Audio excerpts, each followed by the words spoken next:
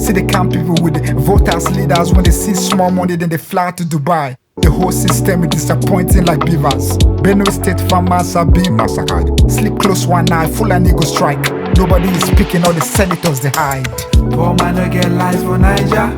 Look at big rivers who don't get lights. If we get good leaders, we go day alright. If we get good leaders, we go day alright.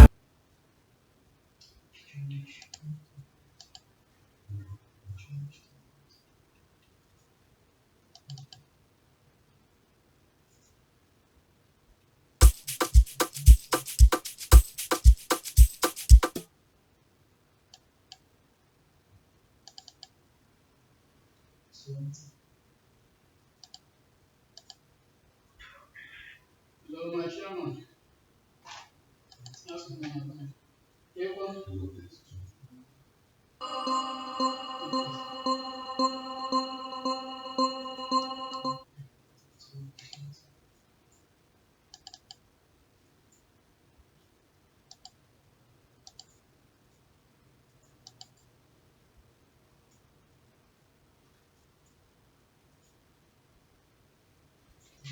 The roads and the market is 40 yards. So let's into the